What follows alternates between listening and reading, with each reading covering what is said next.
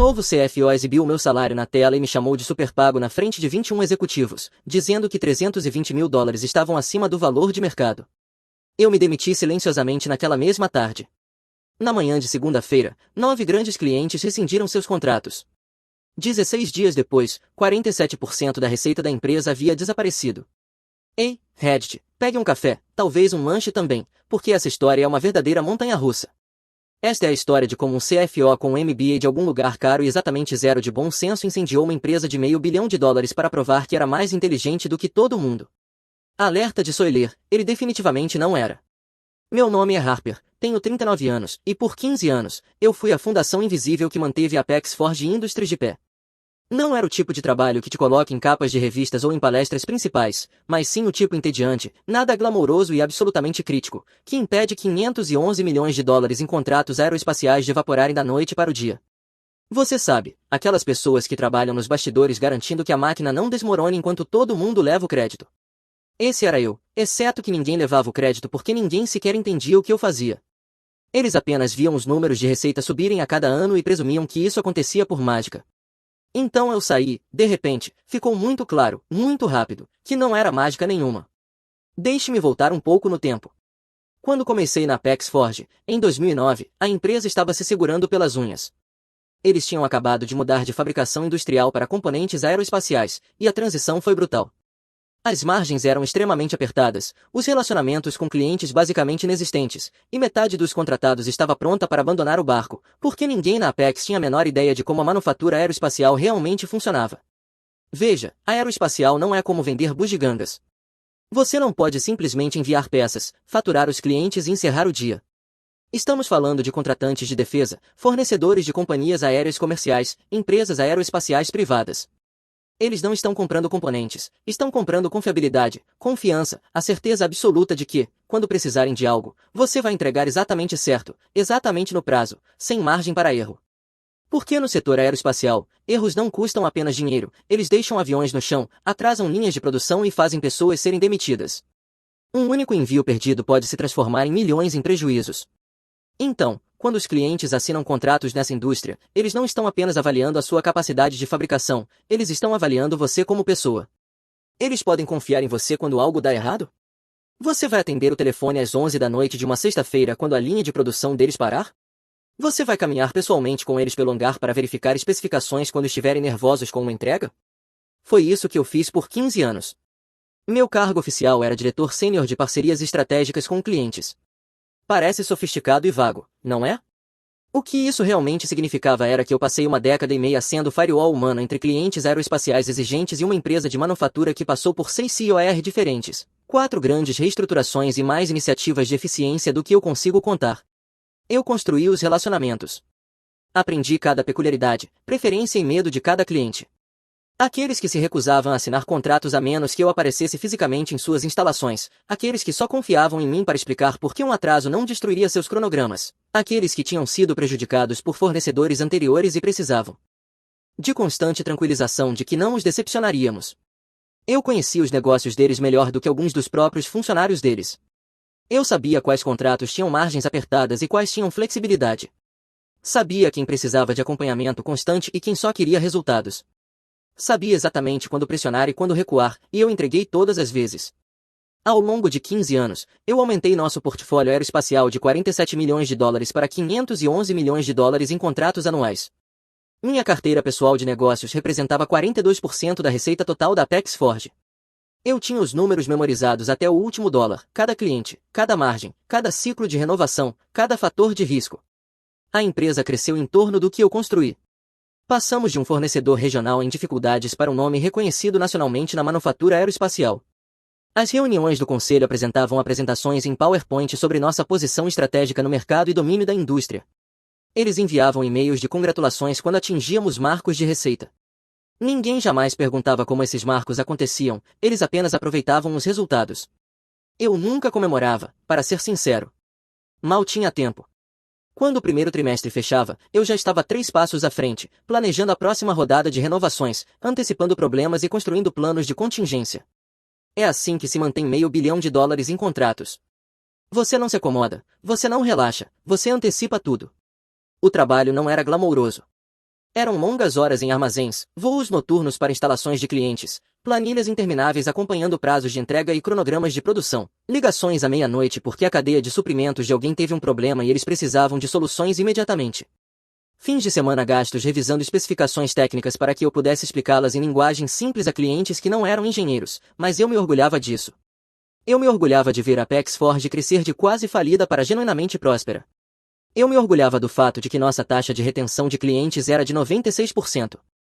Eu me orgulhava de saber que, quando os clientes pensavam em fornecedores de componentes aeroespaciais, pensavam em mim em algum momento. Em algum ponto do caminho, porém, o conselho esqueceu como esses relacionamentos realmente funcionavam. Eles começaram a olhar para planilhas em vez de pessoas, centros de custo em vez de parcerias, despesas gerais em vez de confiança. Quando a nova equipe de liderança chegou, eu soube o que estava por vir, eu já tinha visto esse roteiro antes. Novos executivos sempre aparecem com seus MBAs reluzentes e credenciais de empresas de consultoria, absolutamente convencidos de que conseguem otimizar tudo. Eles não entendem, confundem complexidade com ineficiência. Eles veem alguém ganhando $320 mil e imediatamente presumem que é excesso, sem jamais perguntar o que essa pessoa realmente faz ou qual valor ela gera. Eles acham que a receita simplesmente acontece, que os clientes são intercambiáveis, que relacionamentos podem ser substituídos por processos. E eles estão sempre, sempre errados. Ethan Walsh foi o mais novo salvador, nosso novo CFO. Ele veio da Bennett Sterling Consulting, uma daquelas empresas famosas por pousarem de paraquedas em companhias em dificuldade, cortarem custos e chamarem isso de recuperação. O tipo de lugar que ensina 80 maneiras diferentes de eliminar cargos sem tecnicamente mentir no comunicado à imprensa. Na sua primeira semana na Apex, Ethan anunciou que nossos modelos de remuneração estavam severamente desalinhados com os parâmetros de mercado e que precisávamos de correção estrutural imediata para permanecer competitivos. Tradução: estamos pagando pessoas demais e eu vou consertar isso. No começo eu não estava preocupado. Meus números eram à prova de balas. Eu sabia exatamente quanto cada cliente trazia, quais eram nossas margens de lucro, quanto valor eu pessoalmente gerava. Qualquer CFO competente olharia para o meu portfólio e perceberia que me pagar $320 mil para administrar $215 milhões em contratos era um dos melhores investimentos que a Apex já tinha feito. 320 mil soa como muito dinheiro até você fazer a conta de verdade. Eu estava gerando $215 milhões em receita anual. Isso é um retorno de 671 para 1. Você poderia me pagar o dobro desse valor e ainda assim seria um excelente negócio. Mas Ethan Walsh não era confiante, ele era ambicioso, e existe uma diferença enorme entre as duas coisas. Nas primeiras 3 semanas dele, planilhas anônimas começaram a circular pela empresa, comparações salariais, métricas de desempenho, dados de benchmarking do setor. Alguém estava vazando isso de propósito, porque de repente todo mundo no prédio estava calculando seu próprio valor em cochichos nervosos. O clima mudou quase da noite para o dia. As conversas viravam murmúrios quando Ethan passava. Cada reunião se transformava em uma performance, onde as pessoas tentavam provar seu valor. Um modo de autopreservação entrou em ação em todos os departamentos. Eu vi chefes de departamento que antes eram confiantes e decisivos começarem a duvidar de decisões básicas. Vi pessoas que trabalhavam na Apex havia uma década começarem a atualizar seus currículos. Vi a empresa inteira se enrijecer como animais de presa sentindo a presença de um predador. Ethan se movia pelo prédio como se fosse o dono, sempre carregando algum relatório, sempre ensaiando algum discurso, sempre plantando pequenas minas verbais em conversas casuais. Quando ele passou pelo meu escritório 3 semanas depois, ele me deu aquele sorriso. Você sabe qual? O sorriso que executivos usam quando já formaram sua opinião e estão apenas fingindo ouvir. Ele percorreu com os olhos minha parede de prêmios do setor como se fossem provas em uma auditoria. Harper Bennett, certo? O sussurrador de clientes. Portfólio impressionante que você construiu aqui. Sussurrador de clientes era como as pessoas me chamavam. Começou como uma piada e de alguma forma pegou. Eu nunca amei o apelido, mas também nunca lutei contra ele. Obrigado, eu disse. Nós vamos conduzir um benchmarking abrangente nas próximas semanas para garantir que as estruturas de remuneração e os resultados de desempenho estejam devidamente alinhados em todos os departamentos. Benchmarking de estruturas de remuneração, resultados de desempenho, alinhamento adequado. Linguagem corporativa para estou montando um caso para cortar o seu salário. Eu já tinha passado por reestruturações suficientes para reconhecer uma armadilha quando ouvia uma. Ethan não estava avaliando, ele estava caçando. Na terceira semana, os cochichos tinham virado pânico silencioso. Ele estava no RH o tempo todo, solicitando dados de folha de pagamento sob a bandeira de transparência e eficiência operacional. O RH obedecia, porque é isso que o RH faz quando uma nova liderança chega com autoridade, eles entregam os dados e torcem para não serem os próximos na linha de corte. Ethan começou a agendar reuniões individuais com chefes de departamento, 30 minutos cada, sem pauta compartilhada previamente. As pessoas saíam pálidas e abaladas, recusando-se a falar sobre o que tinha acontecido lá dentro. Eu permaneci quieto, mantive a cabeça baixa, focado nos meus clientes. Meu instinto me dizia que isso não era realmente sobre eficiência, nem alinhamento de mercado, nem qualquer uma das palavras da moda corporativas que Ethan repetia. Isso era sobre poder, sobre controle, sobre Ethan estabelecer dominância derrubando alguém visível. Ele não queria apenas livros contábeis equilibrados, ele queria que todos entendessem que agora ele mandava e que ninguém estava seguro, não. Importava o quão valiosos achassem que eram. Naquela sexta-feira, ele lançou seu primeiro boletim interno. Linha de assunto: construindo um futuro mais enxuto. Tudo aquilo parecia poesia corporativa, cheio de linguagem floreada sobre alinhar pessoas ao desempenho, abraçar mudanças e obter vantagem competitiva sustentável. Um parágrafo se destacou: nas próximas semanas, abordaremos estruturas de remuneração legadas que já não refletem as realidades atuais do mercado. Departamentos com faixas salariais acima do mercado servirão como exemplos de recalibração operacional em toda a organização. Eu li aquilo 3 vezes. Estruturas de remuneração legadas, faixas salariais acima do mercado, recalibração operacional. Tradução: alguém vai virar exemplo, e esse alguém provavelmente sou eu. Eu tinha me tornado o alvo, e a ironia não passou despercebida. Ethan estava na Apex havia 3 semanas, e nesse tempo, tinha participado de exatamente 0 reuniões com clientes, não estivera presente em nenhuma renovação de contrato, não acompanhará uma única ligação de parceria, não visitará nenhuma instalação, não conhecer uma única das pessoas cujo dinheiro pagava o salário dele. Ele não sabia que os clientes que ele estava tão ansioso para medir em porcentagens eram seres humanos que haviam construído relacionamentos pessoais comigo ao longo de uma década. Ele não entendia que contratos aeroespaciais não se sustentam em papel e assinaturas, mas em confiança. Um dos meus clientes mais antigos, Raymond Torres, da Patriot Defense Systems, certa vez me disse algo que eu nunca esqueci: Harper, nós não fazemos negócios com a Apex Forge, nós fazemos negócios com você. Se você saísse amanhã, teríamos que reconsiderar seriamente essa parceria. Isso não é arrogância, é realidade. Em indústrias movidas por relacionamentos, as pessoas são o produto, os componentes são quase secundários. Os clientes compram confiança, compram a certeza de que, quando algo dá errado, a pessoa em quem confiam vai resolver. Esse tipo de lealdade não aparece em planilhas do Excel, não se encaixa perfeitamente nos modelos de benchmarking de mercado do Ethan, não pode ser otimizado, automatizado ou substituído por um processo. Mas Ethan não entendia isso, e estava prestes a pagar caro por sua ignorância. Aconteceu numa tarde de quinta-feira, no fim de março, 27 de março para ser exato, uma data que eu nunca vou esquecer. Ethan havia agendado o que ele chamou de uma sessão trimestral de alinhamento de liderança, o que já deveria ter sido meu primeiro aviso, porque ninguém fala assim a menos que esteja prestes a fazer algo terrível. Entrei na sala do conselho às 2h58 da tarde. Eu tinha meu café, tinha meu caderno, e esperava mais uma hora de jargões corporativos sem sentido sobre cortar custos sem cortar qualidade, alinhar partes interessadas e todo o resto das besteiras que executivos dizem quando na verdade não sabem o que estão fazendo. 21 pessoas estavam naquela sala, toda a equipe executiva, diretores seniores de todos os departamentos, até algumas pessoas que eu não reconhecia, ternos caros, rostos sérios. A mesa de conferência era daquele tipo polido que reflete sua ansiedade de volta para você. O projetor já estava ligado, slide de título, eficiência operacional por meio de alinhamento de mercado. Eu me sentei. Ethan ficou de pé na cabeceira da mesa, vestindo um terno que provavelmente custava mais do que a prestação da casa da maioria das pessoas, azul marinho, caimento perfeito, prendedor de gravata, tudo no lugar. Ele sorriu, não um sorriso amigável, mas o tipo de sorriso que um predador dá pouco antes de atacar. Obrigado a todos por estarem aqui, ele começou, a voz suave, ensaiada. Hoje estamos abordando ineficiências estruturais críticas que têm prejudicado nosso posicionamento competitivo em um mercado cada vez mais exigente. Linguagem corporativa para alguém vai ser destruído. Ele clicou para o próximo slide. Um gráfico de barras comparando salários entre diferentes departamentos. Meu estômago se contraiu, eu sabia exatamente para onde aquilo ia. Ele clicou novamente e meu nome apareceu na tela, Harper Bennett, em fonte tamanho 48, em negrito, impossível de ignorar. Ao lado, meu salário, $320 mil anuais. A sala ficou em silêncio absoluto, não aquele silêncio reflexivo, mas o silêncio horrorizado, aquele em que todos prendem a respiração esperando para ver se você vai sobreviver ao que está prestes a acontecer. 21 pessoas me encarando meu salário, exibido como se eu fosse um problema a ser resolvido, uma linha de custo a ser eliminada. Ethan deixou aquilo no ar, fez contato visual direto comigo, deixou todos marinarem no desconforto por alguns segundos, então falou. Sinto muito, Harper, mas esse salário é indefensável. Minhas mãos ficaram geladas. Eu me forcei a continuar respirando normalmente, a não reagir, a não lhe dar a satisfação de me ver estremecer. 320 mil dólares representam um prêmio de 47% acima da taxa de mercado para funções equivalentes em nosso setor, de acordo com nosso amplo benchmarking em 23 organizações comparáveis.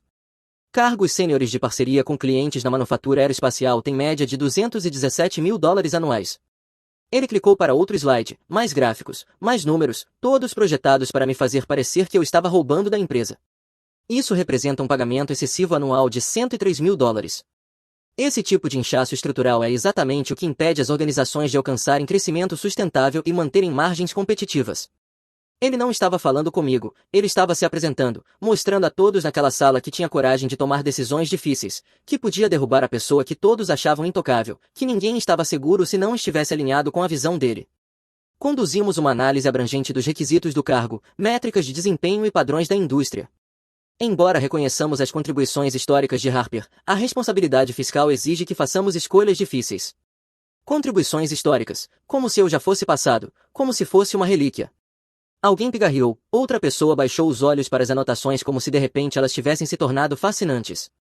Uma mulher do outro lado da mesa realmente desviou o olhar, incapaz de encarar meus olhos.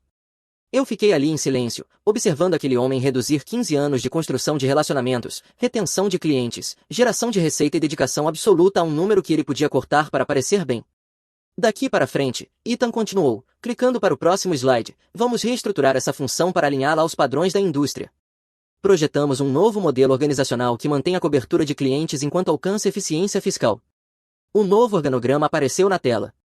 Meu cargo havia desaparecido, substituído por duas funções juniores, ambas a 118 mil dólares cada. A matemática era linda, se você não entendesse absolutamente nada. Ele economizaria 84 mil dólares por ano enquanto dobrava o número de pessoas para mostrar que estava investindo em desenvolvimento de talentos. Qualquer professor de MBA aplaudiria a eficiência, qualquer professor de MBA que nunca tivesse construído nada que realmente importasse.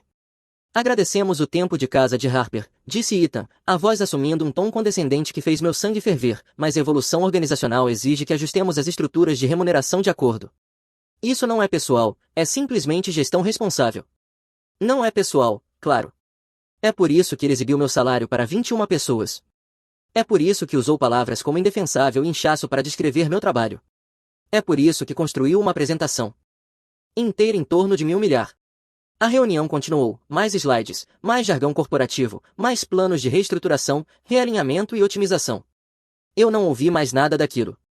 Eu estava ocupado demais percebendo algo que o Ethan não percebeu, ele tinha acabado de cometer o maior erro da vida profissional dele.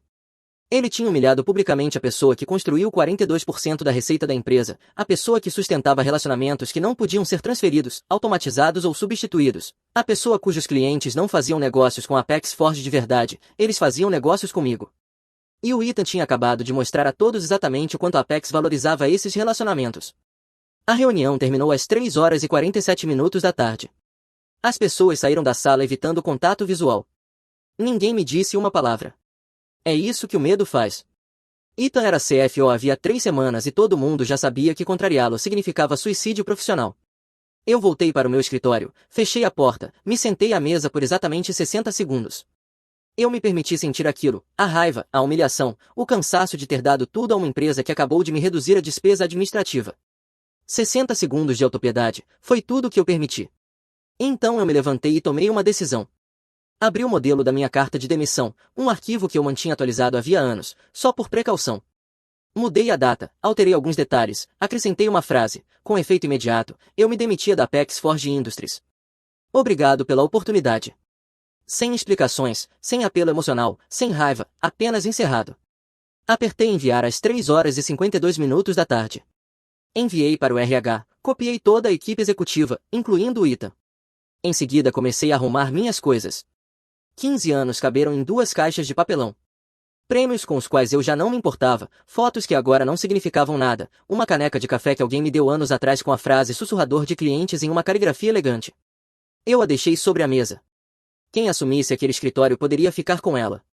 Às 4h15 da tarde, eu estava saindo do prédio com minhas 2 caixas, o telefone já vibrando com mensagens confusas de colegas. Ignorei todas. Entrei no carro e dirigi para casa. Durante todo o trajeto, eu estava completamente calmo. Sem choro, sem raiva, apenas uma clareza estranha.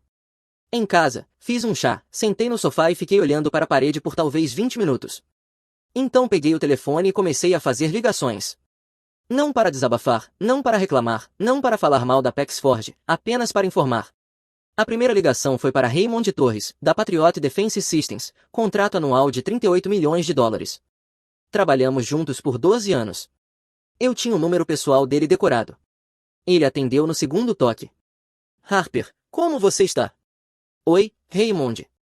Só um aviso rápido, a partir de hoje eu não faço mais parte da Pexforge.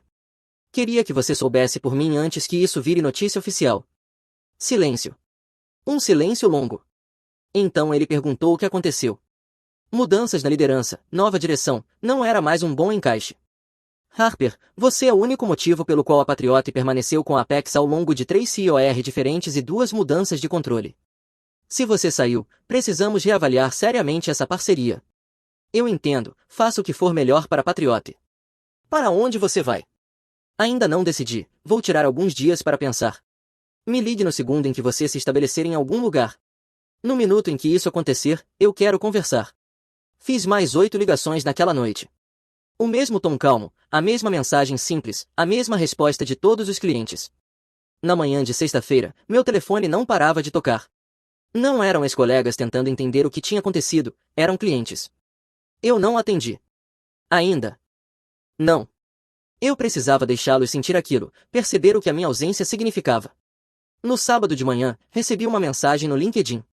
Ashley Morgan, CEO da Sterling Reed Group, uma fabricante aeroespacial de médio porte com sede em Houston.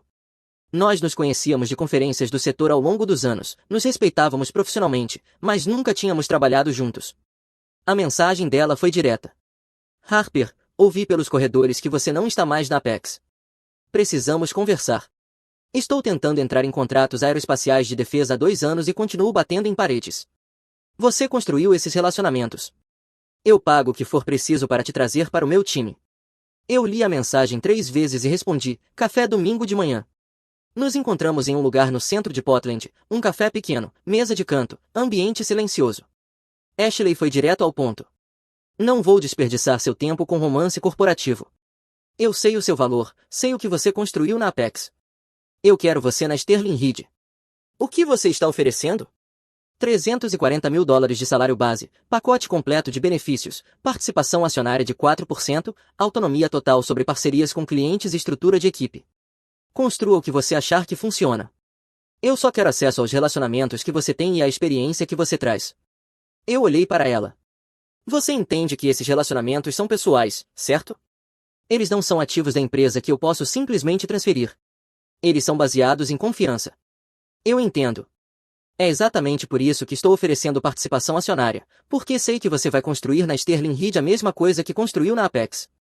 E quando isso acontecer, eu quero que você se beneficie diretamente desse valor. Mulher inteligente. Negociamos por 90 minutos. Ela igualou cada ponto que eu levantei. Quando terminamos a segunda rodada de café, eu tinha um acordo verbal de 340 mil dólares de salário base, 4% de participação acionária e autonomia total sobre contratações e estratégia. E uma cláusula que me dava a palavra final sobre todas as decisões voltadas para clientes. Assinei o contrato na segunda-feira de manhã, às 9 horas. Na tarde de segunda-feira, meu telefone voltou a tocar, desta vez da Pexforge. A primeira ligação veio às 2 horas e 14 minutos da tarde, Jennifer do RH. Eu conseguia ouvir o pânico na voz dela antes mesmo de ela terminar a primeira frase. Harper, precisamos discutir sua demissão imediatamente. Você pode vir para uma entrevista de desligamento ainda hoje? Não, por favor, Harper, a equipe executiva está muito preocupada com o momento e com a forma como isso aconteceu. Gostaríamos de entender seus motivos para sair. Pode ter havido algum mal-entendido sobre os planos de reestruturação que possamos esclarecer. Eu quase ri. Mal-entendido, como exibir meu salário em uma tela diante de 21 pessoas e chamá-lo de indefensável fosse algum tipo de acidente. Jennifer, acho que o Ethan deixou tudo excepcionalmente claro na quinta-feira. Não há nada a discutir. Mas o conselho sente que pode ter havido um equívoco quanto ao escopo das mudanças propostas. Eles gostariam da oportunidade de apresentar opções alternativas que possam atender às suas preocupações. Não existem alternativas. Eu aceitei outra posição. Acabei com a Apex. Silêncio do outro lado da linha. Então você já aceitou outro emprego? faz apenas 4 dias. Estou neste setor há 15 anos, Jennifer. Quando você é bom no que faz, as oportunidades não demoram a aparecer. Eu praticamente conseguia ouvi-la se atrapalhando para pensar no que dizer em seguida. Você pode ao menos me dizer para onde vai, para nossos registros? Não. Desliguei. 15 minutos depois, o telefone tocou novamente, número diferente. Deixei cair na caixa postal. Tocou de novo, depois outra vez. Ao final da segunda-feira, eu tinha 7 chamadas perdidas de diferentes executivos da Apex, cada uma mais desesperada que a anterior. A manhã de terça-feira trouxe uma nova tática. O próprio CEO, William Richardson, ligou para o meu celular. Dessa vez eu atendi, por curiosidade sobre o que ele diria. Harper, aqui é Bill Richardson. Espero não estar ligando em um momento ruim. O que posso fazer por você, Bill? Eu queria entrar em contato pessoalmente sobre sua demissão. Acho que houve um mal-entendido significativo em relação à apresentação da semana passada. O Ethan estava conduzindo uma análise ampla das estruturas de remuneração em toda a organização. A forma como as informações foram apresentadas pode não ter sido bem executada. Não ter sido bem executada é linguagem corporativa para percebermos que erramos feio, mas não vamos admitir de verdade. A apresentação foi perfeitamente executada, Bill. O Ethan fez exatamente o que se propôs a fazer. Ele fez de mim um exemplo para mostrar a todos que ninguém está seguro. Missão cumprida. Essa não era a intenção, Harper, eu posso garantir.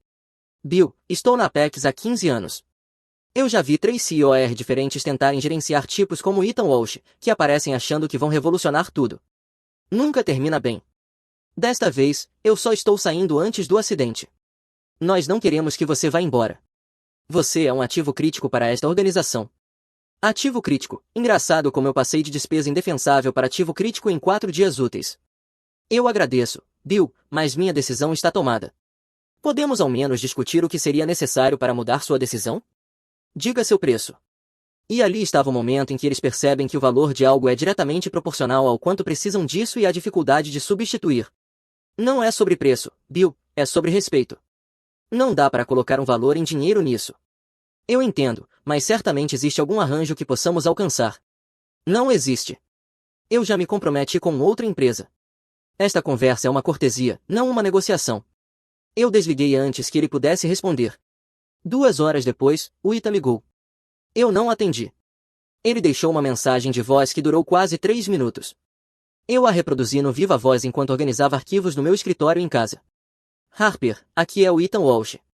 Acho que talvez tenhamos começado com o pé errado na semana passada e quero tratar disso diretamente. Tive várias conversas com a equipe executiva e com o conselho ao longo do fim de semana, e há um acordo unânime de que precisamos de você na Apex Forge. A apresentação da última quinta-feira fazia parte de uma análise estratégica mais ampla que talvez não tenha sido contextualizada adequadamente para aquele público específico. Eu gostaria de agendar uma reunião ainda esta semana para discutir um pacote de remuneração revisado que reflita melhor suas contribuições únicas para a organização e seus relacionamentos insubstituíveis no setor. Estou preparado para discutir ajustes significativos às propostas preliminares. Por favor, me retorne o contato na sua maior conveniência. Eu realmente acredito que podemos resolver isso de forma satisfatória para todos. Eu apaguei a mensagem sem ouvir os últimos 30 segundos. A questão da desespero é que ele faz as pessoas dizerem coisas que nunca diriam em outras circunstâncias. 2 semanas antes, o Ethan estava destruindo publicamente minha reputação. Agora ele queria discutir ajustes significativos e contribuições únicas. Os clientes também não precisaram de muito tempo para entender a situação. Na manhã de terça-feira, eles começaram a se mover.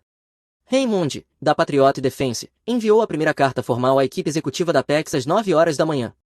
Eu sei o horário exato porque ele me enviou uma captura de tela antes de mandar. Com efeito em 30 dias, a Patriot Defense Systems não renovará nosso acordo de parceria com a Apex Forge Industries.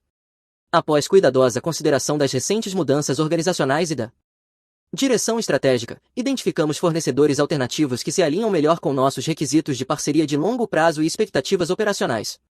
Estava lindamente escrito, profissional, educado e devastador. Tradução, Harper saiu, então nós vamos embora. Eu não pedi ao Raymond que fizesse isso, não sugeri, nem sequer insinuei. Ele tomou essa decisão inteiramente por conta própria, com base em 12 anos de trabalho comigo e exatamente 0 anos de confiança em qualquer outra pessoa da Apex. 3 horas depois, Cynthia Wu, do Aerospace Dynamics Group, enviou sua carta. Contrato anual de 22 milhões de dólares, relacionamento de 8 anos. Ela nem se deu ao trabalho da cortesia de 30 dias. A carta dela dizia, com efeito imediato. A quarta-feira trouxe mais 2 clientes de sistemas de defesa, International e Pacific Aviation Componentes, juntos 41 milhões de dólares em receita anual, ambos citando realinhamento estratégico como motivo da rescisão. Linguagem do setor para a pessoa com quem realmente trabalhávamos foi embora. Na manhã de quinta-feira, recebi uma ligação de James Martinez, da Sierra Flight Manufacturing, contrato de 18 milhões de dólares, relacionamento de 10 anos. Ele nem se deu ao trabalho de enviar uma carta formal, apenas me ligou diretamente. Harper, preciso saber uma coisa de forma direta. Você está na Sterling Reed? Sim. Desde quando? Desde segunda-feira. Ótimo, estou enviando os papéis de rescisão para a Apex ainda hoje à tarde. Nosso jurídico vai entrar em contato com a Sterling sobre a transição do contrato. Não vou esperar 30 dias, não vou jogar esse jogo. Você construiu nosso relacionamento, você conhece nossas especificações melhor do que qualquer pessoa dentro da nossa própria empresa. Não vou ficar com a Apex só porque algum contrato diz que eu deveria. James, você não precisa fazer isso por minha causa. Não estou fazendo por sua causa. Estou fazendo porque faz sentido do ponto de vista de negócios. Trabalhar com você economizou para a Sierra provavelmente 3 milhões de dólares ao longo dos anos e evitou atrasos e problemas de produção. Por que eu ficaria com uma empresa que acabou de expulsar a pessoa responsável por esse valor? Isso não é lealdade, é estupidez. Ele desligou e enviou a carta de rescisão 2 horas depois. Na tarde de sexta-feira, a Apex já tinha perdido 9 grandes clientes, 127 milhões de dólares em contratos anuais, perdidos em 6 dias úteis. Os sites de notícias do setor começaram a repercutir. Na noite de sexta-feira, manchetes diziam êxodo de grandes clientes na Apex Forge após mudanças na liderança. Publicações especializadas analisaram o que chamaram de saídas de parceiros sem precedentes. Ninguém mencionou meu nome nos artigos, não precisava. Todo mundo na manufatura aeroespacial sabe o quão pequeno esse setor realmente é. A informação circula rápido, as pessoas conversam. Em menos de uma semana, todos os grandes players de componentes aeroespaciais sabiam exatamente o que tinha acontecido. CFO humilha diretora sênior por causa de salário, diretora se demite, clientes saem atrás, empresa implode. Virou a história de advertência sussurrada nos corredores de conferências. Ethan tentou me ligar mais 4 vezes naquela semana, cada mensagem de voz mais desesperada que a anterior. Harper, por favor, precisamos discutir a transição dessas contas de forma adequada. Harper, o conselho pediu que eu entrasse em contato. Estamos preparados para revisitar a conversa sobre remuneração. Harper, você está colocando empregos em risco aqui, pessoas inocentes que não tiveram nada a ver com isso. Precisamos da sua ajuda. Eu ouvi todas, não senti nada e apaguei.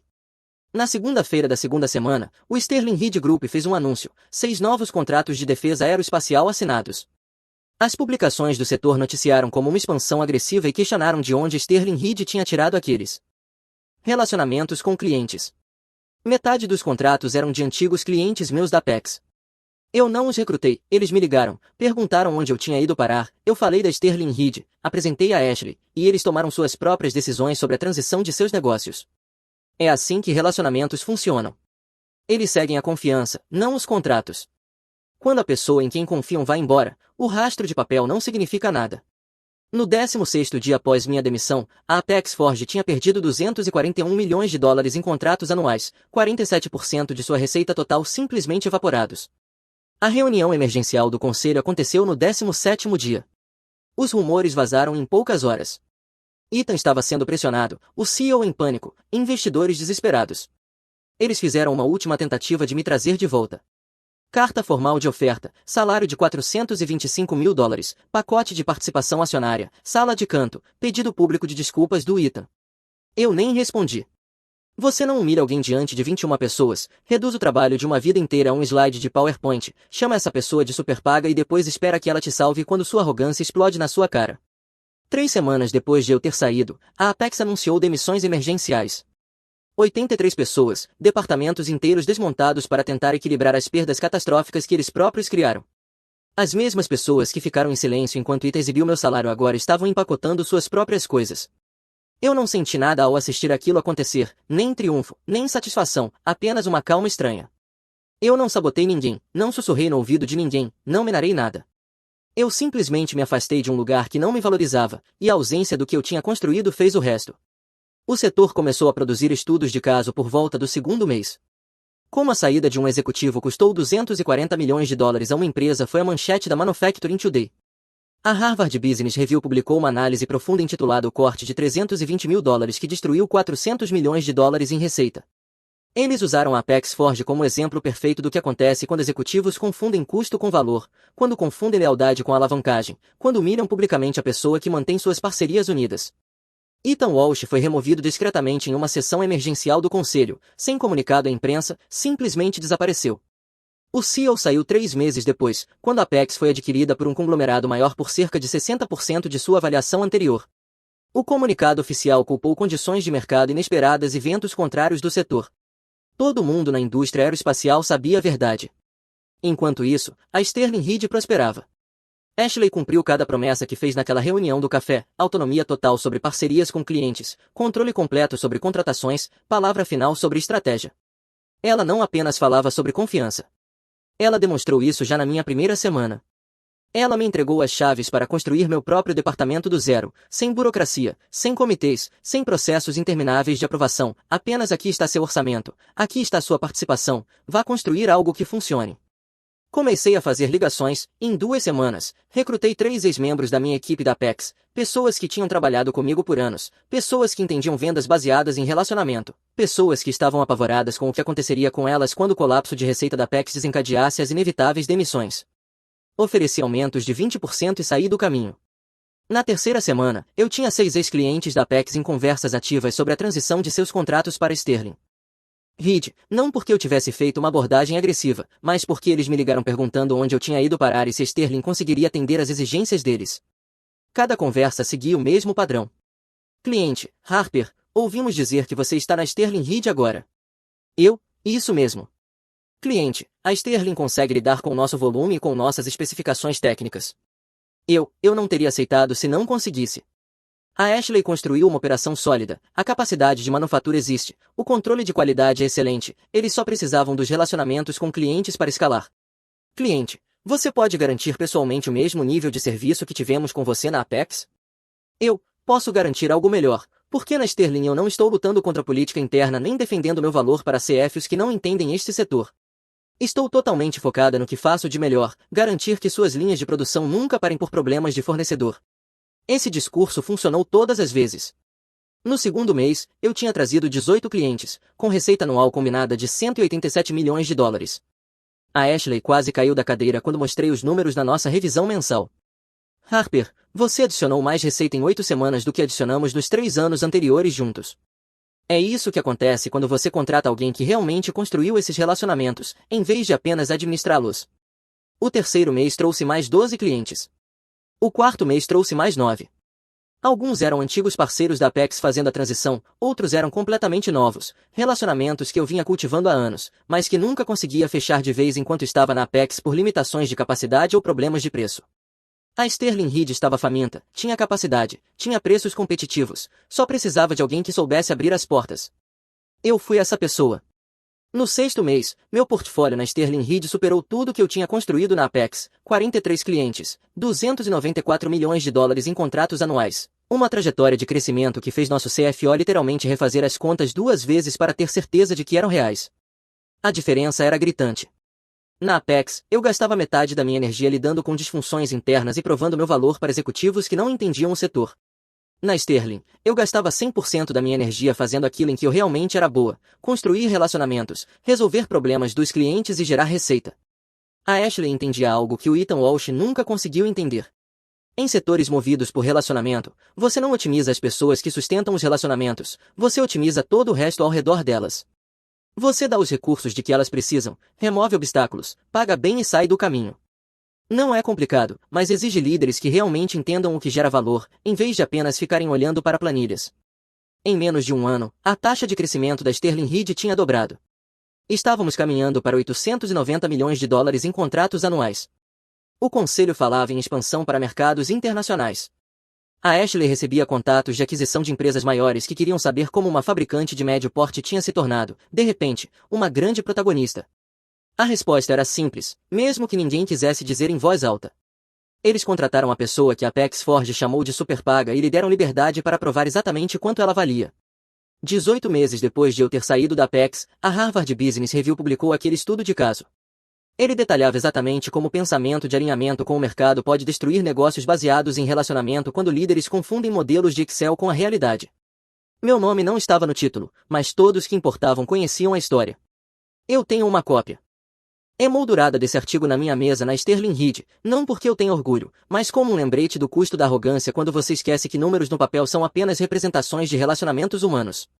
Guardei mais uma coisa. Alguém me enviou uma captura de tela daquele slide da sala do conselho, meu nome em fonte tamanho 48 ao lado do meu salário em vermelho. Ele fica pendurado ao lado do meu prêmio de liderança da Sterling Reed. Toda vez que eu olho para ele, lembro daquele silêncio na sala, da humilhação, e depois lembro do que veio em seguida, as ligações, os clientes me seguindo, a calma certeza de que eu tinha feito a coisa certa. Vingança sem levantar um dedo. As pessoas me perguntam hoje o que eu aprendi. Eu digo isto, se uma empresa algum dia disser que você é superpago, não discuta, não brigue, não tente provar seu valor com apresentações ou dados, apenas vá embora. Deixe que eles descubram quanto você realmente valia. Porque, eventualmente, as mesmas pessoas que reduziram você a um item de planilha vão assistir ao próprio resultado financeiro desmoronar e perceber tarde demais o que perderam. Quando Ita me chamou de superpaga, eu entendi algo crucial. Alguns líderes confundem custo com valor. Eles veem um salário e acham que é negociável. Eles esquecem que, por trás daquele número, existe uma década de construção de relacionamentos que eles jamais conseguirão replicar. Ir embora não foi sobre vingança, foi sobre recuperar o que era meu, minha dignidade, minha expertise, minha paz de espírito. Mas a vida tem essa forma de equilibrar a balança sem que você precise fazer nada. Quando a Apex colapsou sob o peso da própria arrogância, aquilo não foi minha vitória, foi a lição deles. Eu não os destruí, eles se destruíram no momento em que trataram uma pessoa como uma despesa. A verdadeira vitória não foram os contratos que me seguiram até a Sterling Reed, não foi a participação acionária que hoje vale uma fortuna, nem mesmo o estudo de caso de Harvard. Foi acordar sem ressentimento, sabendo que eu não precisava gritar para ser ouvida, que meu valor não precisava ser defendido, porque as pessoas ao meu redor já o entendiam. 3 meses após a aquisição da Apex, recebi uma última ligação do Ethan Walsh. Quase não atendi, mas a curiosidade venceu. Harper, a voz dele soava diferente, menor, cansada. Eu devo um pedido de desculpas a você. Esperei. Eu estava errado sobre tudo. Achei que estava otimizando custos e melhorando eficiência. Não percebi que estava destruindo a fundação sobre a qual toda a empresa foi construída. Sinto muito. Respirei fundo. Ethan, eu agradeço, mas pedidos de desculpa não reconstroem confiança, eles apenas reconhecem o que foi quebrado. Eu sei. Eu queria que você entendesse. Eu percebo agora o que custei à empresa, o que custei a você pessoalmente. Você não me custou nada, Ethan, você me libertou. Os clientes não deixaram a Apex porque eu os recrutei. Eles saíram porque você mostrou exatamente o quanto a empresa valorizava os relacionamentos que eles tinham construído. Isso não foi obra minha, foi inteiramente sua. Silêncio do lado dele. Boa sorte com o que vier a seguir, eu disse, desliguei e apaguei o contato dele. Isso foi há 2 anos. Hoje, a Sterling Reed Group está a caminho de fechar 890 milhões de dólares em contratos anuais. Eu sou vice-presidente de parcerias estratégicas. Aquela participação de 4% que a Ashley me deu vale significativamente mais do que quando assinei. Nós construímos algo que realmente funciona, onde pessoas não são itens em uma planilha, onde relacionamentos não são vistos como custos indiretos, onde a lealdade é retribuída em vez de explorada. Eu ainda trabalho muitas horas, ainda atendo telefone à meia-noite quando clientes precisam de mim, ainda caminho por hangares, explico atrasos e construo confiança, uma conversa de cada vez. A diferença é que agora eu faço isso por uma empresa que entende exatamente quanto isso vale. 1 ano depois do divórcio, minha ex-esposa mandou uma mensagem dizendo que precisávamos conversar com urgência. Eu respondi que não agora, que eu estava fora com a irmã dela. Na manhã seguinte recebi uma visita surpresa. Olá, Reddit. Então, 1 ano depois do meu divórcio, minha ex-esposa me mandou uma mensagem às 7h43 da noite, numa terça-feira. Precisamos conversar com urgência. 8 palavras que fizeram minha mandíbula se contrair, como se eu tivesse tocado num fio energizado sem verificar o disjuntor antes. Eu estava sentado à mesa da cozinha fazendo minha rotina de terça-feira, recibos e faturas, garantindo que os números fechavam. Eu já tinha feito 3 inspeções naquele dia, uma reforma com faça você mesmo, fiação que poderia ter incendiado o lugar, um trabalho comercial que estava totalmente dentro do código até eu abrir os painéis, e uma verificação de segurança para um casal idoso vendendo a casa deles. Eu, homem de 50 anos, divorciado, morando numa casa alugada logo fora de Dayton, Ohio, do tipo em que a torneira do banheiro pinga não importa quantas vezes você troque a borracha, mas é minha, nenhum nome no contrato além de Rus, pago minhas contas em dia, Mantenho a grama cortada e aceno para os vizinhos mesmo quando eles não acenam de volta. Tina, fomos casados por 26 anos antes de ela se tornar minha ex, a mulher que conseguia convencer você de que um porão alagado era um recurso aquático e ainda fazer você achar que foi sua ideia comprar o lugar. Corretora de imóveis, a mais vendida do escritório por 3 anos seguidos, o tipo de pessoa que consegue sorrir e apunhalar você no mesmo fôlego. Estávamos oficialmente separados havia exatamente 1 ano. Casamos jovens, ambos com 23 anos e estúpidos. Ela saiu amarga porque o acordo pré-nupcial em que eu insisti significava que ela só ficaria com o que era legalmente dela. O próprio divórcio foi uma briga, 7 meses de advogados, e-mails que começavam com "por meio do meu advogado" e terminavam com ameaças. Ela queria a casa que tínhamos pago juntos, mesmo pré-nupcial dizendo que dividiríamos tudo meio a meio, queria minha aposentadoria além da parte legal dela, queria que eu continuasse pagando o seguro do carro dela porque já estava acostumada. Eu disse não a tudo isso. A casa foi vendida, avaliada em 185 mil, cada um ficou com metade. Meu 401k continuou sendo meu, exceto pelo que o pré-nupcial permitia a ela. O SUV que ela tinha escolhido 3 anos antes, ela me comprou a minha metade ou poderia ir embora. Eu fiquei com os móveis que quis, ela ficou com os dela. Meu advogado disse que eu estava sendo rígido demais, mas aos 50 eu aprendi que rígido vence generoso quando você está lidando com alguém que vê gentileza como fraqueza. Eu não consegui provar que ela estava me traindo, mas o padrão era óbvio. Conflitos de agenda que não batiam, o calendário do escritório dela, o telefone de repente bloqueado depois de anos ficando virado para cima no balcão, viagens de trabalho que não existiam nas confirmações de e-mail, visitas noturnas que vinham acompanhadas de colônia cara e shampoo de outra pessoa. Eu não a acusei, acusações são munição grátis. Eu optei por divórcio sem culpa e tratei isso como a troca de um painel. Desligue a energia primeiro, documente tudo e não toque em nada que você não consiga verificar. Antes de entrar com o pedido, eu me protegi como protejo um circuito, abri uma nova conta bancária, redirecionei meu depósito direto, congelei meu crédito nas 3 agências, copiei todas as declarações de imposto, extratos de aposentadoria, documentos de empréstimos, mudei todas as senhas e consultei um advogado primeiro. Eu não mexo em fios sem verificar que estão desligados, o mesmo princípio se aplica ao divórcio. Fiquei encarando a mensagem dela por 1 minuto inteiro. Meu advogado tinha martelado isso em mim durante o divórcio, não se envolva, não alimente-o. Fogo, deixe que ele se apague sozinho. Conselho inteligente. O problema é que o orgulho não liga para conselho inteligente, e aos 50 você pensaria que eu já teria superado isso. Não superei. Digitei de volta outra hora, estou num encontro com sua irmã e apertei enviar, porque a questão é que eu realmente estava saindo. Marlene estava me esperando no Cracker Barrel perto da Interestadual 70, aquele com a loja de presentes cheia de decorações sazonais que ninguém precisa.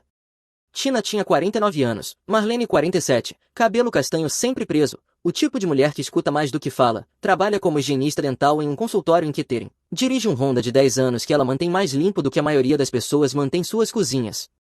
Marlene entrou em contato 3 meses depois de o divórcio ser finalizado, mensagem simples, você não merecia como aquilo terminou. Nos encontramos para um café, nem demos as mãos no primeiro mês. Ela não falava mal da irmã, falava de estar cansada de ser usada como plano reserva, de assistir ao divórcio da lateral, mordendo a língua, porque é isso que você faz em famílias. Depois que tudo foi finalizado, ela não conseguiu mais ficar quieta. Tina sempre tratou Marlene como um plano B, a irmã para quem você liga quando precisa que alguém cuide da sua casa, ou assine algo como fiadora, ou escute você reclamar. Marlene vinha fazendo isso havia anos, sendo confiável e sendo esquecida. Começamos com aquele café, depois outro 2 semanas depois um jantar num restaurante italiano tranquilo onde ninguém conhecia nenhum de nós, 2 pessoas que tinham sobrevivido ao mesmo furacão comparando anotações sobre os danos. Não foi romântico no começo, apenas confortável, depois virou mais. Quando entrei no Cracker Barrel, Marlene já estava na nossa cabine de sempre, mãos em volta de uma caneca de café. Você parece tenso, ela disse quando me sentei. Dia longo, Tina. Eu assenti. Ela mandou uma mensagem dizendo algo urgente. Aparentemente o rosto de Marlene fez aquela coisa em que ela tentou não reagir, mas não conseguiu esconder totalmente. Ela me mandou mensagem também, disse algo sobre você estar perdendo o controle. Eu dei uma risada curta, engraçado como as coisas se tornam urgentes quando percebem que não podem mais controlar a situação. Pedimos o de sempre, bolo de carne, purê de batatas, chá gelado. A garçonete já nos conhecia. À nossa volta, famílias comiam, pessoas normais vivendo vidas normais. Estávamos talvez 10 minutos dentro da refeição quando o ar mudou. Os ombros de Marlene ficaram tensos. Então ouvi os saltos. Tina entrou como se fosse dona do lugar, cabelo perfeito apesar de já ser depois das 8 da noite, maquiagem fresca como se tivesse acabado de aplicar no carro, telefone já na mão, a tela brilhando. Ela parou a 3 mesas de distância de nós, perto o suficiente para fazer uma cena, mas longe o bastante para alegar que não estava tentando começar nada. Ruiz, ela disse alto o suficiente para metade do restaurante ouvir, precisamos conversar agora. Mantive as mãos visíveis sobre a mesa, ambas as palmas apoiadas na superfície de madeira falsa. Não aqui, Tina. Sim, aqui, ela retrucou. Você não tem o direito de me ignorar. Você não tem o direito de desfilar por aí com minha irmã como se estivesse tudo bem. Uma gerente surgiu de algum lugar perto da cozinha, uma mulher mais velha, talvez com 60 anos, do tipo que provavelmente já tinha lidado com coisa pior do que aquilo numa noite de sexta-feira. Senhora, há algum problema? Tina se virou para ela e eu observei a transformação acontecer em tempo real. A ex-esposa furiosa derreteu e a cidadã preocupada apareceu. Então veio a voz de eu sou a vítima, eu só estava por perto e vi meu ex-marido assediando minha irmã, eu me sinto insegura. A mandíbula de Marlene se contraiu. Você nos seguiu até aqui. Tina deu um passo à frente, agarrou o braço de Marlene com força suficiente para fazê-la estremecer. Não ouse ficar do lado dele. Com a outra mão, o telefone subiu instantaneamente, a tela de gravação apontada direto para nós. Viu, ela está defendendo ele manipulou ela também, é isso que ele faz. A gerente olhou de um para o outro, calculando, lendo a situação do jeito que você faz quando administra um restaurante há 20 anos. Senhor, talvez seja melhor se... Eu não me mexi, mantive a voz controlada. Estou jantando com minha amiga. Esta mulher é minha ex-esposa. Ela entrou, se aproximou da nossa mesa sem ser convidada e começou a nos filmar sem permissão. Os olhos de Tina brilharam. Eu conheço pessoas aqui, conheço o dono, você acha que pode simplesmente me humilhar e ir embora? A expressão da gerente mudou, a máscara de atendimento ao cliente caiu. Senhora, vou ter que pedir que a senhora se retire. Eu também sou cliente, eu tenho direitos. Senhora, isto é propriedade privada, a senhora está perturbando outros clientes. A senhora pode sair agora ou será considerada invasão, e eu vou chamar a polícia. Chame, a voz de Tina subiu para aquele tom que deixa cachorros nervosos e bebês chorarem, deixe eles verem o que ele está fazendo. A gerente puxou o telefone e fez a ligação. Em menos de 6 minutos, uma viatura parou, 2 policiais entraram. O mais velho, ao olhar para Tina, assumiu aquela expressão que policiais têm quando sabem exatamente que tipo de ocorrência é aquela. Eles falaram primeiro com a gerente, depois com Tina enquanto ela agitava o telefone, depois comigo e com Marlene. Outros clientes agora estavam olhando, alguns gravando com os próprios celulares. O policial mais velho tirou um pequeno bloco de notas, do tipo que cabe no bolso da camisa. Ele pediu que Tina saísse primeiro. Pela janela, eu a observei gesticulando, apontando de volta para nós, a boca se movendo numa rajada rápida. O policial mais jovem ficou dentro, parado perto da nossa mesa com os braços cruzados, não hostil, apenas presente. Quando o policial mais velho voltou, ele me fez perguntas básicas, há quanto tempo eu estava ali, se eu tinha entrado em contato com Tina, se eu tinha ameaçado alguém, coisas simples. Minhas respostas foram mais curtas do que as perguntas dele. Ele escreveu 2 linhas no bloco. Marlene confirmou tudo sem precisar ser perguntada 2 vezes. Senhora, disse o policial mais velho, a voz paciente mais firme, a senhora precisa deixar a propriedade, a gerente pediu que a senhora se retirasse. Se a senhora retornar, será invasão e a senhora será presa. Isso não acabou, disse Tina, mas a voz dela agora tremia. Ela apontou para mim, o dedo trêmulo, isso não acabou, Russ. Ela finalmente foi embora. O restaurante ficou em silêncio por cerca de 10 segundos, aquele silêncio constrangedor depois de uma cena, depois as conversas recomeçaram, cuidadosas e baixas. Marlene estava pálida, as mãos tremiam quando ela alcançou o copo de água. Desculpa. Não é culpa sua, eu disse. Terminamos a refeição quase em silêncio. Quando cheguei em casa por volta das 10 da noite, montei meu sistema, escrevi uma linha do tempo com horários, guardei o recibo, tirei capturas de tela, mandei mensagem para Marlene pedindo confirmação. Ela tinha visto Tina agarrar o braço dela. Ela respondeu em menos de 2 minutos, havia um hematoma no antebraço, tudo documentado.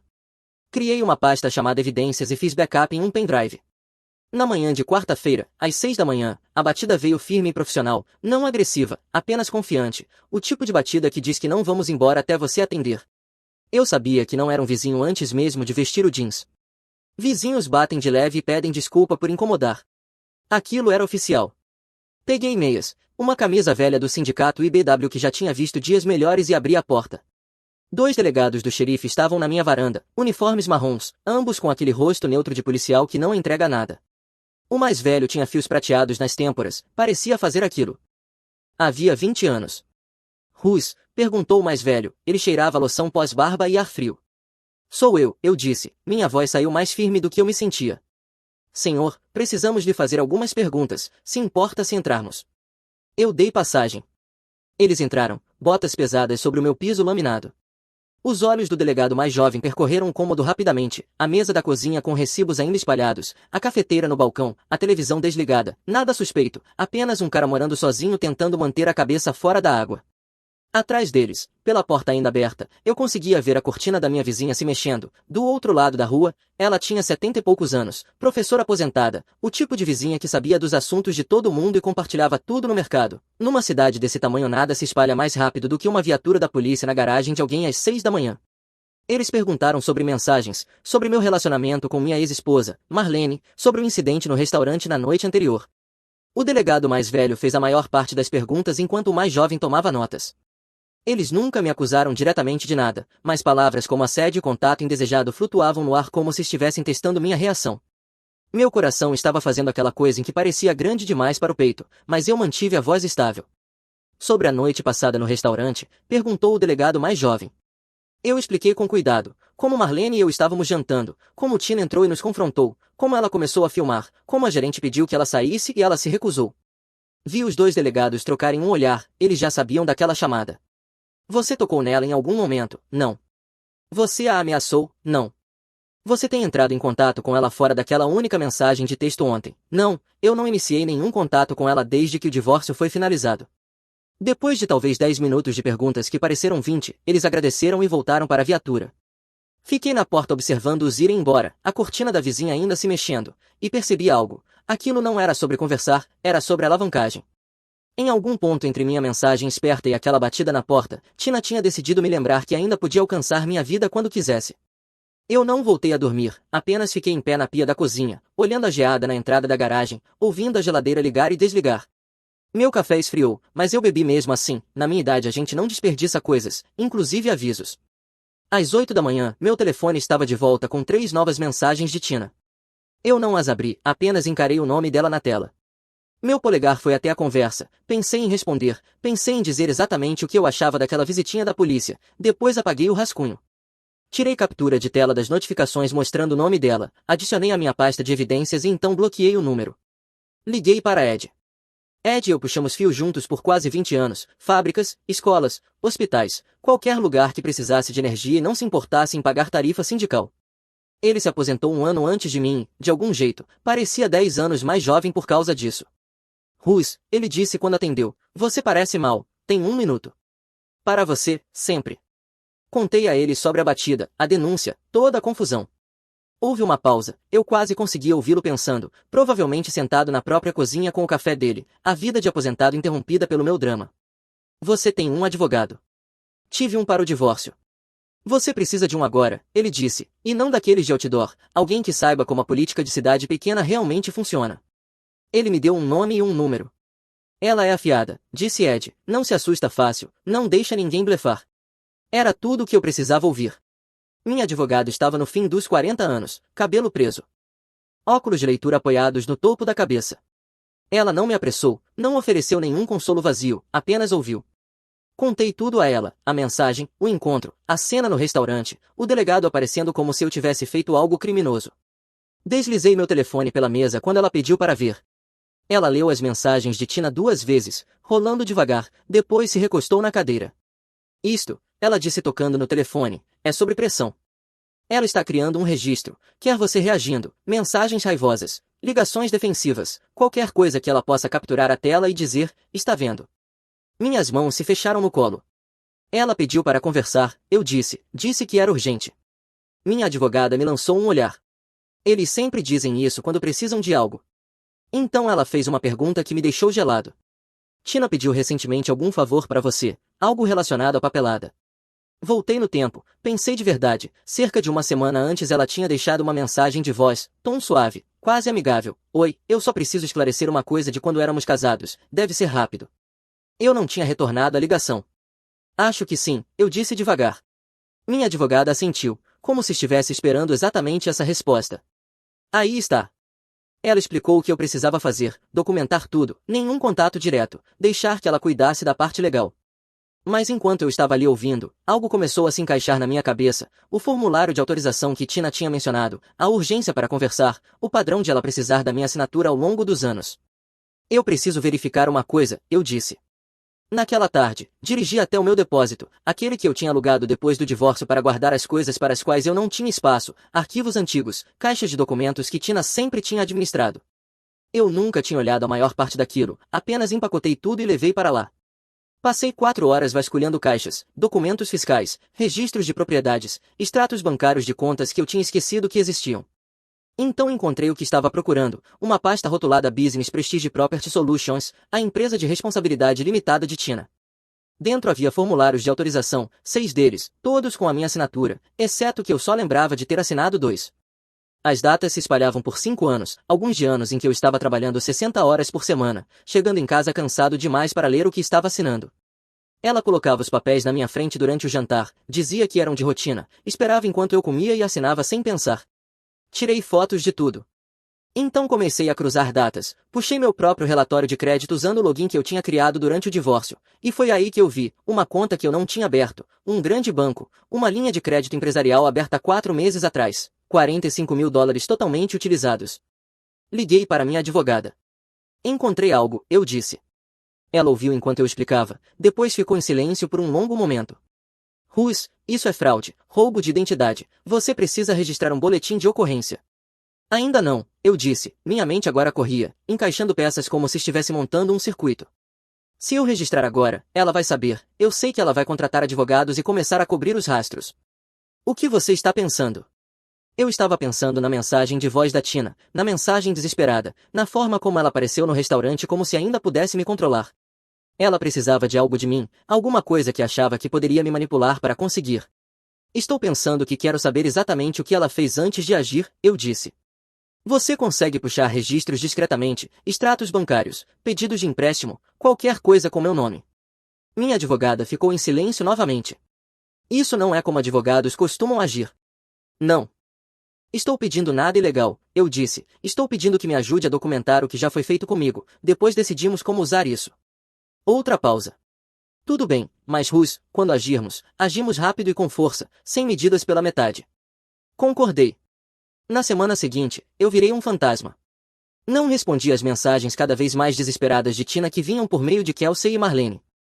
Não mudei minha rotina, fui trabalhar, fiz minhas inspeções, voltei para casa, mas toda noite eu estava construindo o meu caso. Minha advogada puxou registros pelos canais legais adequados, intimações a bancos, pedidos de documentos a credores, cada papel com minha assinatura que eu não tinha realmente assinado. Encontramos mais 3 contas, um cartão de crédito empresarial, um empréstimo para pequena empresa e até um contrato de locação de um escritório que eu nunca tinha visto.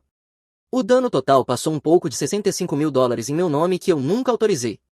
Mas eu queria mais do que apenas documentação, eu queria entender o quadro inteiro. Então fiz algo que Tina nunca esperava. Comecei a falar com os contatos comerciais dela, não de forma confrontacional, apenas curioso. Liguei para o banco que havia emitido a linha de crédito, me identifiquei e disse que tinha perguntas sobre a conta. Eles me transferiram para um gerente de crédito que tinha trabalhado com nós dois na solicitação. Fiz perguntas simples, quando foi aberta, para que supostamente servia, com quem eles tinham falado. Acontece que eu tinha ligado para eles 2 vezes, exceto que não era eu. O gerente lembrava da voz de um homem, suave e profissional, que sabia todas as minhas informações pessoais, alguém que Tina tinha orientado ou pago para fingir ser eu. Gravei a conversa, Ohio é um estado de consentimento de uma parte. Depois liguei para o empreiteiro que havia alugado o espaço do escritório e perguntei sobre o contrato. Ele se lembrava de ter se encontrado com Tina e Rus para assinar os papéis, exceto que o Rus tinha sido um cara que eu nunca tinha visto. O empreiteiro ainda tinha imagens das câmeras de segurança daquele dia. Eu dirigi até lá, mostrei meu documento, expliquei a situação, e ele gravou uma cópia do vídeo para mim. Cada peça de prova foi para minha pasta, cada ligação foi documentada, cada horário registrado. Kelsey começou a me mandar mensagens com mais frequência, mensagens curtas no início. Você está bem, a mãe está agindo estranho. Depois mensagens mais longas, ela tinha percebido Tina em espiral, ligando em horários estranhos, fazendo perguntas esquisitas sobre se eu tinha mencionado alguma coisa, sobre papelada antiga. Encontrei Kelsey para almoçar em uma lanchonete no meio do caminho entre o apartamento dela e o meu. Ela parecia cansada, planejar um casamento enquanto via a mãe desmoronar não era fácil. Pai, o que está acontecendo? Ela perguntou depois que pedimos. Eu poderia ter mentido, poderia ter dito que estava tudo bem, mas ela tinha 23 anos, estava noiva, prestes a começar a própria vida, ela merecia a verdade. Sua mãe falsificou minha assinatura, eu disse, abriu contas no meu nome, fez empréstimos, estou montando um caso antes de ir à polícia. O rosto de Kelsey empalideceu. Quanto? Cerca de 70 mil dólares depois da contabilidade final, talvez mais. Ela largou o garfo e ficou olhando para a mesa. Ela me pediu para assinar algo no mês passado, disse que era para o negócio dela, que precisava de apoio da família. Meu estômago despencou. Você assinou? Não, algo pareceu errado, ela ficou muito brava quando eu disse que precisava pensar. Kelsey levantou o olhar para mim. Pai, ela tem me ligado quase todos os dias, perguntando sobre você, onde você vai, com quem você se encontra, se você mencionou ela. Não conte nada a ela, eu disse, e Kelsey, se ela pedir para você assinar qualquer coisa mesmo, você me liga primeiro. Ela sentiu, então os olhos se encheram de lágrimas. Eu sempre soube que ela era controladora. Mas isso é diferente. Alcancei a mão por cima da mesa e apertei a dela. Você não é responsável pelas escolhas dela. 2 dias depois, Kelsey me ligou às 11 da noite, ela estava chorando. Pai, você precisa ouvir isso. Ela tinha estado na casa da mãe ajudando a separar fotos antigas para o casamento. Tina estava tomando refrigerante atrás de refrigerante, ficando descuidado daquele jeito que as pessoas ficam quando estão tentando esquecer alguma coisa, e então ela começou a falar. Ela me contou tudo, disse Kelsey entre lágrimas, sobre o cara, sobre o caso, disse que começou a vê-lo no nosso último ano de casamento, disse que você era entediante, disse que você não a valorizava. Minha mandíbula se contraiu, mas eu permaneci em silêncio. Então ela disse algo pior, Kelsey continuou. Ela disse que o dinheiro que pegou era devido a ela, que você tinha roubado os melhores anos dela, que ela merecia aquilo, pai. Ela nem acha que fez algo errado. Soltei o ar devagar. Ela disse mais alguma coisa. Ela disse que precisava que você assinasse mais uma coisa, algo para fazer tudo isso desaparecer. Ela continuava dizendo que, se você apenas cooperasse, tudo ficaria bem. E ali estava, o verdadeiro motivo da mensagem urgente. Ela não estava apenas tentando me manipular, ela estava tentando me tornar cúmplice de encobrir a fraude dela. Kelsey, eu preciso que você faça algo por mim, eu disse. Preciso que você escreva tudo o que ela disse, datas, horários, detalhes, tudo o que você lembrar. Por quê? Porque sua mãe está prestes a aprender que eu não sou mais o mesmo homem com quem ela foi casada. Na manhã seguinte, Kelsey me enviou um e-mail com 4 páginas, espaço simples, com tudo que Tina tinha confessado. O caso começou no último ano antes de nos divorciarmos. O cara era um cliente, algum investidor que ela tinha conhecido através do trabalho imobiliário. Eles foram descuidados, encontrando-se em hotéis, viajando juntos enquanto eu achava que ela estava em conferências. E o dinheiro, ela vinha planejando isso havia mais de um ano, abrindo contas, falsificando assinaturas, construindo crédito em meu nome com a intenção de estourar tudo pouco antes de precisar. A mensagem urgente era sobre me fazer assinar um formulário de consolidação, algo que teria me tornado legalmente responsável por tudo aquilo. Encaminhei tudo para minha advogada. Isso muda as coisas, ela disse quando ligou de volta. Com a confissão dela para Kelsey, nós temos motivo. Isso não foi apenas fraude, foi roubo premeditado, com a intenção de jogar as dívidas em você. Qual é o próximo passo? Isso depende de você, minha advogada disse. Podemos registrar boletins de ocorrência, notificar os bancos, iniciar o processo de fraude, ou o quê? Ou você pode fazer o que eu acho que você já está planejando, tornar isso público, fazer doer. Eu sorri pela primeira vez em dias. Diga o que você precisa de mim. Compilei tudo em um único pacote de provas, assinaturas falsificadas, contas fraudulentas, gravações telefônicas, imagens de segurança e o depoimento de Kelsey sobre a confissão de Tina. Então descobri que Tina seria a palestrante principal em um almoço da Câmara de Comércio sobre construção de confiança e ética no mercado imobiliário. Fiz 10 cópias, identifiquei as pessoas cujas opiniões mais a prejudicariam, o dono da corretora, o presidente da Câmara, investidores, o chefe do conselho imobiliário, clientes recentes e um repórter de negócios local, e enviei tudo por correio registrado, com chegada prevista para 2 dias antes do discurso dela. Na tarde de quarta-feira, meu telefone começou a tocar. Eu não atendi, deixei ir para a caixa postal. Tina ligou 6 vezes, depois Marlene ligou. Ruiz, ela está em pânico, disse Marlene. Ela me ligou gritando sobre pacotes, sobre mentiras, ela sabe que algo está acontecendo. Bom, eu disse. Na manhã de quinta-feira, Kelsey me mandou uma mensagem. A mãe apareceu no meu apartamento ontem à noite implorando para que eu falasse com você, dizendo que você está arruinando a vida dela. Eu disse para ela ir embora ou eu chamaria a polícia. Pai, eu nunca a vi assim. Eu respondi, você fez a coisa certa, seja forte, amanhã tudo vem à tona. As semanas seguintes foram um borrão de moções legais e depoimentos. Minha advogada protocolou tudo no gabinete do promotor, acusações criminais de fraude, roubo de identidade e falsificação. Os bancos entraram com ações civis para recuperação. A corretora dela suspendeu a licença enquanto a investigação estadual seguia. Os investidores da empresa dela se retiraram quando viram as provas. Cada dominó que eu tinha cuidadosamente posicionado começou a cair, exatamente como eu havia planejado. 3 meses depois, minha advogada ligou com a notícia. Ela vai se declarar culpada. O advogado dela fechou um acordo, 5 anos de liberdade condicional, restituição integral e renúncia permanente da licença imobiliária. A alternativa era prisão de verdade. Ela aceitou naquela manhã, assinou os papéis. 1 hora depois, eu estava sentado na minha cozinha, telefone pressionado contra a orelha, e não senti nada, nem satisfação, nem vingança, apenas o alívio silencioso de um circuito finalmente sendo desligado corretamente, sem faíscas, sem fogo, apenas encerrado. Meu trabalho se recuperou mais rápido do que eu esperava. Clientes que tinham se afastado ligaram de volta quando a verdade veio à tona. Novas indicações surgiram de pessoas que ouviram a história inteira e respeitaram como eu lidei com tudo. Alguém até me parou na loja de ferragens, apertou minha mão e disse que tinha ouvido o que aconteceu e que eu tinha feito a coisa certa. O casamento de Kelsey estava a 6 semanas de distância, uma cerimônia de primavera, pequena e íntima, exatamente como ela queria. Ela vinha planejando havia meses, cada detalhe cuidadosamente escolhido, o local, as flores, a lista de convidados, tudo perfeito, exceto por um problema que ela vinha evitando. Ela me ligou numa noite de terça-feira. Pai, precisamos falar sobre a mamãe. Eu já esperava isso. O que tem ela? Eu não a quero lá, a voz dela estava firme, mas eu conseguia ouvir a culpa por baixo. Isso é errado? Estou sendo cruel? Não, eu disse, você está sendo honesta. Depois do que ela fez, depois do que ela pediu para você encobrir, você não deve a ela um lugar no seu casamento. Ela vai tentar aparecer mesmo assim. Então vamos lidar com isso, segurança no local, instruções claras, é o seu dia, são as suas regras. Houve uma pausa, então Kelsey disse em voz baixa, obrigada por não tornar isso mais difícil. Eu sou seu pai, tornar as coisas mais fáceis é literalmente o meu trabalho. Ela riu, mas sou cansada. Eu te amo. Eu também te amo, filha. 2 semanas antes do casamento, Tina apareceu na minha casa.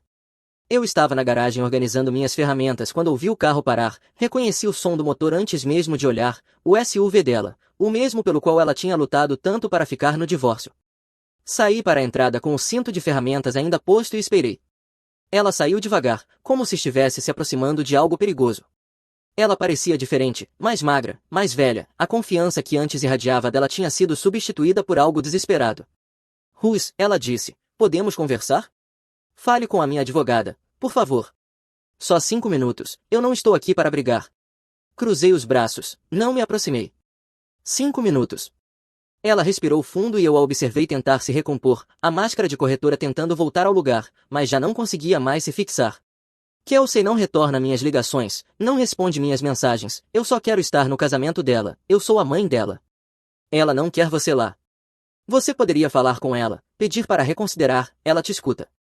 Não vai acontecer. Os olhos de Tina se encheram de lágrimas, provavelmente reais desta vez. Russ, por favor, eu sei que errei, sei que te machuquei, mas ela é minha filha, eu dei à luz, eu a criei, ela não. Pode simplesmente me cortar da vida dela. Ela pode, eu disse, e já fez, e eu apoio a decisão dela. Isso é cruel, você está sendo cruel. Não, eu respondi de forma calma, eu estou sendo protetor, é bem diferente. Ela deu um passo mais perto, eu não me movi. Russ, eu tenho pensado em nós, em tudo o que tivemos, talvez pudéssemos tentar de novo, começar do zero. Eu sei que cometi erros, mas eu mudei, eu vejo isso agora. Eu quase ri, mas não ri. Você não está falando sério. Estou. A voz dela falhou. Ninguém me quer agora. Você sabe como é? Em todo encontro que eu vou, eles me pesquisam na internet e descobrem o que aconteceu, veem as acusações, a suspensão da licença, e não ligam de volta. Ninguém quer ficar com alguém que tem a minha reputação. Isso não é meu problema. Mas poderia ser diferente com a gente. Nós nos conhecemos, temos história, poderíamos fazer dar certo desta vez. Eu seria melhor, eu juro que seria. Eu encarei ela por um longo momento. Vi o cálculo por trás das lágrimas, a forma como ela tentava arrancar simpatia, procurando um caminho de volta para minha vida porque tinha queimado todas as outras pontes. Aquilo não era amor, não era nem arrependimento, era um animal acuado procurando uma saída. Não, eu disse. Acabou. Já acabou faz tempo. Você falsificou minha assinatura, roubou cerca de 70 mil dólares, tentou me incriminar pelas suas dívidas, pediu para nossa filha te ajudar a encobrir isso. Você acha que chorar e dizer que mudou torna qualquer uma dessas coisas aceitável? Eu estava desesperada, fiz escolhas ruins. Você fez escolhas deliberadas, planejou tudo ao longo de meses, e agora está lidando com as consequências. Isso não é culpa minha e definitivamente não é meu problema resolver. O rosto dela mudou, as lágrimas pararam, a máscara caiu por completo. Você está gostando disso, de me ver implorar. Eu não estou gostando de nada, eu disse, eu só não estou te salvando. Grande diferença. Eu te odeio, ela disse em voz baixa. Eu sei. Não muda nada. Ela ficou ali por mais um instante, provavelmente tentando pensar em outra coisa para dizer, outro ângulo para explorar. Quando nada veio, ela se virou e voltou para o SUV. Não bateu a porta, apenas entrou e foi embora. O carro de Marlene entrou na garagem 10 minutos depois. Ela estava esperando mais abaixo na rua, me dando espaço, mas ficando por perto caso Tina tentasse alguma coisa. Tínhamos planejado assim. Ela foi embora? Marlene perguntou ao sair do carro. Foi. O que ela queria? Estar no casamento, voltar comigo, me tornar responsável por consertar a vida dela. A mandíbula de Marlene se contraiu. O que você disse a ela? Não a tudo. Ela se aproximou e me abraçou forte. Ainda bem. Ficamos ali na entrada por um minuto, a cabeça dela apoiada no meu peito, meu queixo repousando no cabelo dela. Depois de tudo com Tina, aquilo parecia certo, firme, honesto, sem jogos, sem manipulação, apenas duas pessoas que sobreviveram à mesma tempestade e decidiram construir algo melhor. A gente deveria entrar, ela disse por fim. Kelsey vai ligar em 20 minutos para a contagem final. Ela está bem? Nervosa, animada, com medo de a mãe aparecer e fazer uma cena. Não vai acontecer, eu disse. Já falei com o local, a segurança foi instruída, o nome e a foto de Tina estão na lista de não entrada. Se ela tentar entrar, chamam a polícia. Marlene se afastou um pouco e me olhou. Você acha mesmo que ela vai tentar? Não sei, não me importo, de qualquer forma estamos prontos. O local era um celeiro restaurado na beira da cidade. Cheguei cedo, verifiquei o perímetro, confirmei que a segurança sabia quem observar. Marlene chegou usando um vestido azul. Estávamos juntos havia pouco mais de um ano, Kelsey aprovava, o fato de ela ser irmã de Tina tornava tudo perfeito. Os convidados foram chegando, nenhum sinal de Tina, exatamente como Kelsey queria. 15 minutos antes da cerimônia, bati na suíte da noiva. Kelsey abriu a porta, vestido no corpo, maquiagem perfeita. Ela está aqui? Não. Os ombros dela relaxaram de alívio. Ótimo. Caminhamos pelo corredor, eu a entreguei e me sentei ao lado de Marlene. A cerimônia foi rápida, votos que eles mesmos escreveram. Quando o celebrante os declarou casados, o salão explodiu. Na recepção, o DJ tocava algo animado, Kelsey e o marido circulavam cumprimentando as pessoas, então a porta lateral se abriu. Tina entrou como se ainda tivesse direito de estar ali, cabelo feito, maquiagem fresca, vestida formal demais para alguém que não tinha sido convidada. Eu me levantei, a segurança também. Dois homens de terno escuro convergiram no caminho dela. Kelsey viu a mãe, o sorriso sumiu do rosto. Senhora, a senhora precisa sair agora. Eu sou a mãe da noiva, alto demais, metade do salão se virou para olhar. A senhora está invadindo propriedade privada, saia voluntariamente ou será removida. Tina tentou desviar, o segurança acompanhou o movimento, o segundo já estava no rádio pedindo apoio policial. Kelsey, eu só quero falar com você. Kelsey se virou, o marido a guiando para a saída oposta. Tina avançou tentando passar pelos seguranças, os dois seguraram os braços dela, ela se debateu. Me soltem, vocês estão me machucando. O DJ cortou a música, o salão inteiro ficou em silêncio, exceto pela voz de Tina e os saltos raspando no chão. Marlene falou ao meu lado, tirem ela daqui. Tina me viu. Russ, diga a eles que eu devo estar aqui. Você não deve, você foi especificamente desconvidada, vá embora. Ela é minha filha e não quer você aqui. O rosto dela se contorceu. Você fez isso, você virou ela contra mim. Não, isso é seu. As luzes da polícia piscaram pelas janelas, dois policiais entraram. Senhora, se acalme agora. Eu não fiz nada de errado. A senhora está invadindo, venha conosco voluntariamente ou será presa. Tina olhou entre os policiais, os seguranças e eu, a máscara borrada escorrendo. Isso não é justo, ela é minha filha, eu mereço estar aqui. O policial mais jovem puxou as algemas do cinto. Hora de decidir. Tina cedeu. Está bem, eu vou, só me deixem falar com ela primeiro, 30 segundos. Não, ou a senhora sai andando ou será carregada. Os seguranças soltaram os braços dela. Tina cambaleou, olhou pelo salão para Kelsey. Kelsey, meu amor. Por favor, tirem ela daqui agora. A voz de Kelsey cortou o salão. Os policiais flanquearam Tina, ela caminhou até a saída, os saltos ecoando no chão, todos os olhos no salão a acompanharam.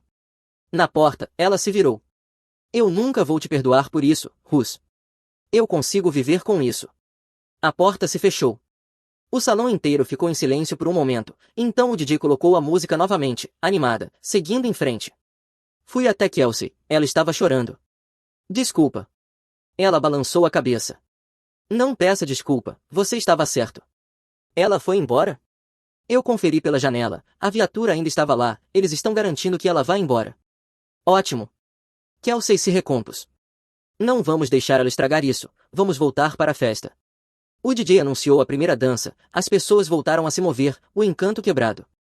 Marlene me encontrou perto da janela, assistimos ao carro de Tina sair do estacionamento, a viatura ficou mais 10 minutos garantindo que ela não voltasse. Dançamos o resto da noite, comemos bolo, ouvimos discursos. Por volta das 10 da noite, Kelsey me encontrou de novo. Obrigada. Pelo quê? Por me apoiar quando eu precisei. Abracei minha filha. Sempre. Mais tarde, dirigindo para casa, Marlene fez a pergunta. Você acha que ela vai continuar tentando? Talvez, mas Kelsey colocou o limite, Tina cruzou, agora ela sabe que há consequências. Não é mais problema nosso. Entramos na minha garagem. Lá dentro, fizemos café e sentamos à mesa da cozinha. Meu telefone vibrou uma vez, número desconhecido. Eu nem olhei, apenas desliguei. Dá uma sensação boa, não dá, estar encerrado. Dá sim.